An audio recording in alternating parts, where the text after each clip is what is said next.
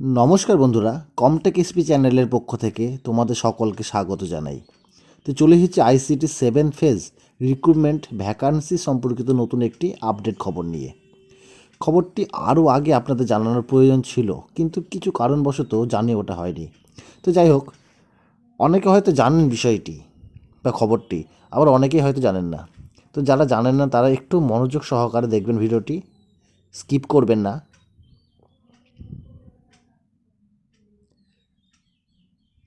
বন্ধুরা, আমি অনেক আগেই বলেছি আমার অনেক ভিডিওতে যে সকল স্কুলে 1000 এবং তার বেশি স্টুডেন্ট সংখ্যা, সেই সব স্কুলে আরও একজন করে অতিরিক্ত আইসিটি কম্পিউটার টিচার নিয়োগ করা হবে, যার প্রসেস ইতিমধ্যেই সম্পূর্ণ হয়ে গেছে। এবার বিকাশ ভবন থেকেও প্রত্যেক জেলার ডিআইকে নোটিশ করে জানতে চাওয়া হয়েছে যে 1 থেকে 5 নম্বর ফেজের স্কুলের ভ্যাকান্সির তালিকা, যেটি একটি ডেটাবেস তৈরি করে জমা দিতে বলা হয়েছে।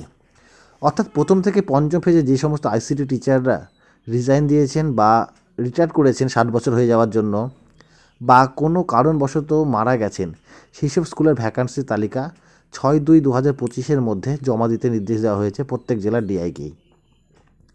তো আজকের ভিডিওতে আমরা সেই নোটিশটি আমরা পড়ব।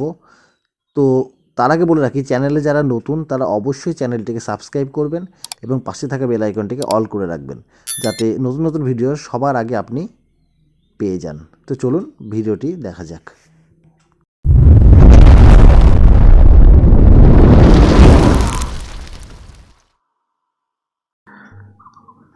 বন্ধুরা, আমরা চলে এসেছি নোটিশে। তো আপনারা দেখতেই পাচ্ছেন, directorate of school education, west Bengal admin section, Bikash Bhavan, 7th floor, Salt Lake city, Kolkata 700091।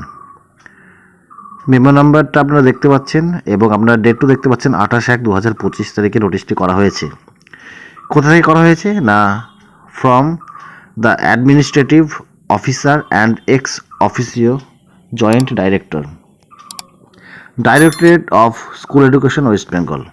কাকে করেছে না, to the district inspector of school, secretary education.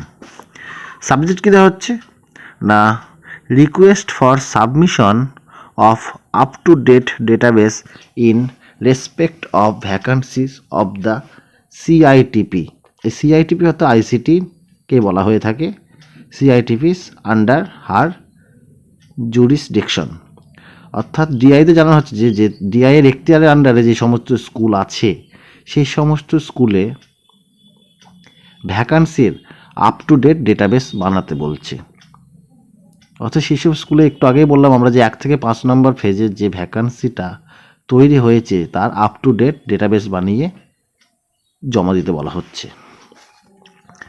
তারপরে ধরুন কী বলছে, with reference to the subject mentioned above, অর্থাৎ ওপরে যে সাবজেক্টটি মেনশন করা হয়েছে, the undersigned has to request him her to furnish up-to-date database in respect of the vacancies of the CITPs commonly known as ICT coordinators in government aided and sponsored school for phase 1 to 5 under his her jurisdiction in Excel format as enclosed in the attachment within 6/2/2025 for further course of action। অর্থাৎ যে সমস্ত government added বা sponsor স্কুলগুলোতে 1 থেকে 5 নম্বর ফেজের ICT computer টিচাররা চাকরি করে আসছেন, সেই সমস্ত স্কুলে বর্তমানে ভ্যাকান্সিটা কত, সেই ভ্যাকান্সির এক্সেল সিটে একটি ফরম্যাট তৈরি করে অ্যাটাচমেন্ট করতে বলছে 6/2/2025 মধ্যে। 2 পেজের একটি নোটিশ করা হয়েছে, আপনারা দেখতে পাচ্ছেন, administrative officer of ex officio joint director, সিগনেচারও করা আছে। আপনারা দ্বিতীয় পেজটিও দেখতে পাচ্ছেন, ওপরে হেডিং করে দিয়েছে vacancy status for of ICT coordinators phase 1 to 5। সেখানে serial number, district, school name, স্কুলের DIAS code, serial number, government memo number, phase, date of occurrence of vacancy, reason of vacancy, resignation, death না retirement না others সেটা জানাতে হবে। If any ICT coordinator can be given the charge from nearby school, yes অন্য কোনো ICT যদি তার পাশের স্কুলের চার্জ নিতে চান সেটাও জানাতে বলেছেন। সেই স্কুলের ডায়াস কোড, এই সমস্ত তথ্য ফিল আপ করে 6 তারিখের মধ্যে জমা দেওয়ার নির্দেশ দিয়েছে। অর্থাৎ বন্ধুরা, আমরা যে 7 ফেজ রিক্রুটমেন্টের কথা বলছিলাম তাতে ভ্যাকান্সি আরও কিছু বাড়তে চলেছে। আমরা এর আগেই শুনেছি অনেক ভিডিওতে যে সমস্ত স্কুলে 1000-এর বেশি স্টুডেন্ট সংখ্যা ছিল সেই সমস্ত স্কুলে আরও একটি করে আইসিটি কম্পিউটারতে নিয়োগ করা হবে।